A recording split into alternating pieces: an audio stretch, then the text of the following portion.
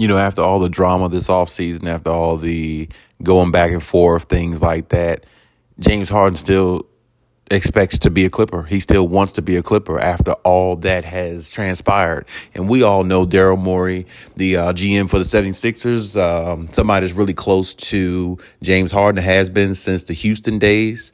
He says he trusted him, always had his back, all those things. But now all that's on the fence because, Daryl Morey hasn't been able to trade James Harden to where he wants to go.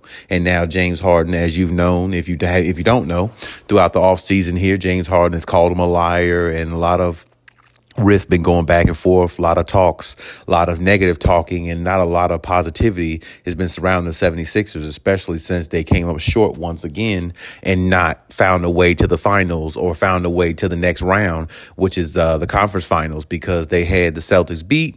And James Harden played good a couple games in that series, had a couple big games at that. And they still couldn't find a way, to beat the Celtics to move on and possibly better than their chances of getting to a finals and, playing the Miami Heat. But, either way, it's a torn situation, with James Harden, because as I said before, the Clippers, if there is a way that James Harden still, even after all that's happened, unexpectedly finds his way to the Clippers, what value will you get with James Harden? As I said before, we would deal with the fact that James Harden is on the Clippers because you have no choice. He would be a part of the team. He's on the roster. And if he got traded there, that's where he got traded to. There's nothing you could do about that. That's the same thing with some people with the Russell Westbrook situation. Russ, the Clippers wanted Russ, and regardless of what the fans or anybody else thinks, they're going with their decision, regardless. And I respect that. Now, the Russell Westbrook situation, we'll see how that goes. But I see that being more of a fit. I see Russ fits more with the Clippers than I think James Harden might. I think James Harden possibly could, but there's so many variables with James Harden because when the slightest thing goes wrong, James Harden is out. We've seen it with Brooklyn. We've seen it with the Philadelphia 76ers. You want to talk about a diva at its highest. James Harden is personifying that at the all-time high, because everywhere he's going, it just seems like he's a problem. Even in Houston, he gained weight to get out of Houston, came out of shape, didn't care how he was playing. Didn't care how he looked, none of that. He goes to Brooklyn with a big three and Kyrie and KD, and you still can't win nothing with them. And that didn't work out. It was all just, finger pointing, blaming, all those things that a team doesn't need to try to win a championship. And then you find yourself on the 76ers with a really good team, I think.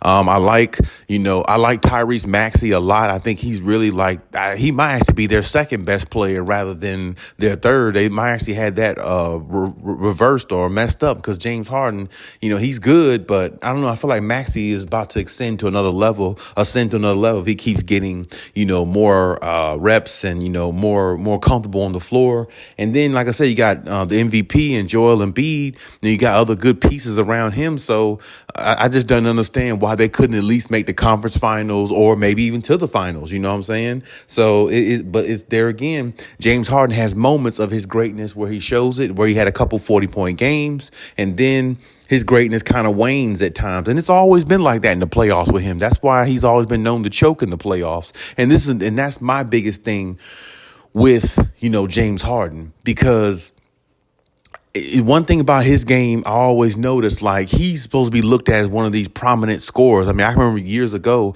they were comparing his scoring ability to somebody of Kobe Bryant. Rest in peace, Kobe Bryant.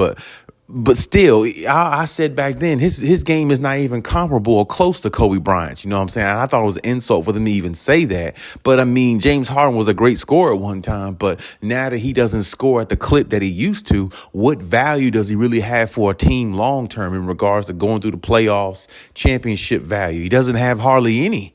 You know what I'm saying? He'll have moments in the playoffs, but that's only if you have a team that's built so well.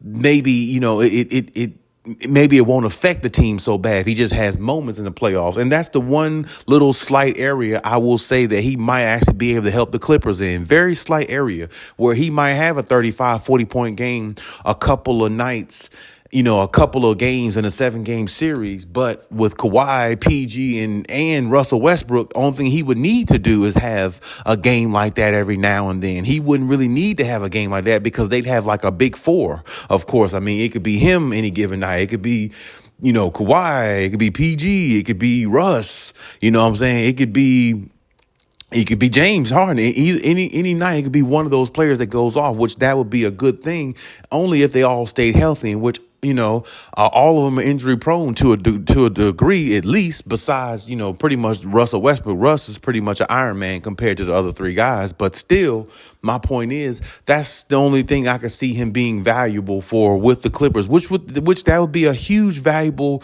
asset to have somebody who can go out there and potentially drop 30 or 40 points easily. And, every here and there at nights, because that's the only thing the Clippers would need. Because, Kawhi and PG would take up a lot, and, they would just make up for a lot of things anyway. So, regardless of that, they would be a tough team to beat if they stayed healthy. No doubt about it. It's just, you give James Harden, with that type of firepower around him, he would have a lot more wide open threes he can take. And I'm pretty sure he would knock down a lot of wide open shots if he's getting them, hopefully. But still, like I said, other things that come with James Harden could be a hinder to the Clippers, because one thing the Clippers are trying to do is build continuity and build this situation up to a championship caliber situation.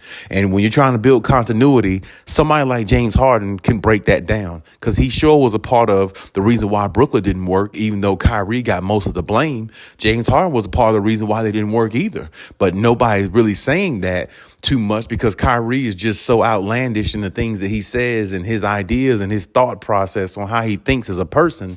It just bothers some people, just who Kyrie is outside of basketball. So, he's just an open target for a lot of things. But James Harden was a part of the failure of that operation too. So there again, could that not be another situation that could happen in LA with the Clippers if he came to the Clippers? Yes, it could. So that's the reason why I said the Clippers definitely need to be worried about that James Harden thing, because while he could bring greatness to this team and help put them over the top more than any other team in the league, he could do that, because James Harden has that type of ability to change a game at the drop of a dime, because he can get hot, and we all know James Harden can cook when he's right.